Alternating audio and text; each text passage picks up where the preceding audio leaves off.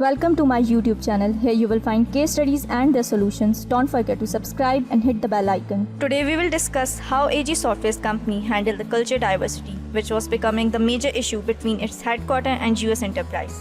Software AG was founded by 6 engineers in 1969 as a private trust, and now it is an enterprise software company with over 10,000 enterprises and customers in over 70 countries.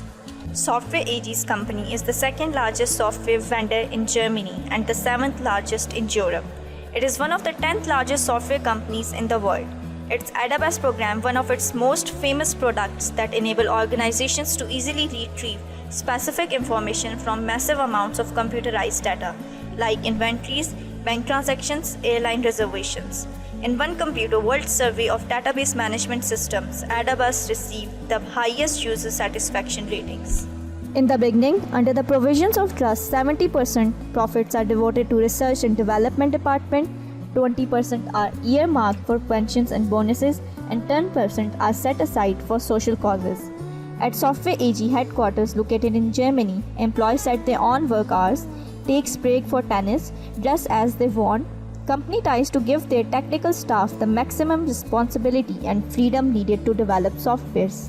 One of the Software AG subsidiary is located in US, Virginia. This subsidiary is important to the company because the United States is not only the world's largest market for software but also the home of the most of Software AG's major competitors. In 1971, one of the founders of Software AG, Peter Page, became a chairman of US subsidiary, in addition to serving as Software AG's chief executive and a member of corporate management team.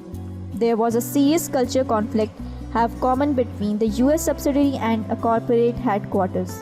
US subsidiary managers have urged the company to be more aggressive in marketing its product and pursuing the latest trends in computing, while managers at the company's German headquarters have optioned for more cautious moves. According to Page, the company is more trusting of evolutionary systems that will gather customers from today into tomorrow without having to throw everything away every time they need new things. He argues that American customers are often attracted by fancy technology, but in the end option for what can truly help them solve their computing problems. In one famous story, Software AG was asked by customers to make one of its products compatible with a software program provided by IBM. Schnell, the founder of AG, reportedly responded, "We could do it, but it would be like putting whipped cream on fish."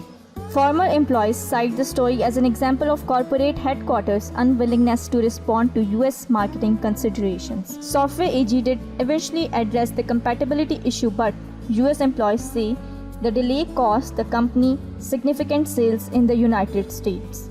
Another argument from industry analysts is that product decisions are made by developers in Germany who tend to ignore US market considerations.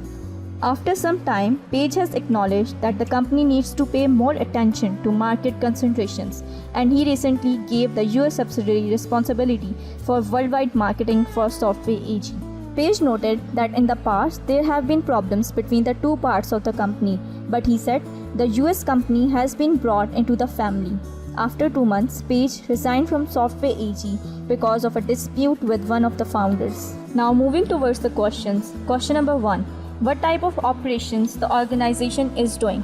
Organization develops softwares, and one of the most famous software is ADABAS. Its ADABAS program, one of its most famous products that enable organizations to easily retrieve specific information from massive amount of computerized data like inventories, bank transactions, and airline reservations. Second question that arises, what different characteristics do you see in two cultures? In Germany headquarters, they are following a traditional ways, means not advancing their technology and not doing marketing activities.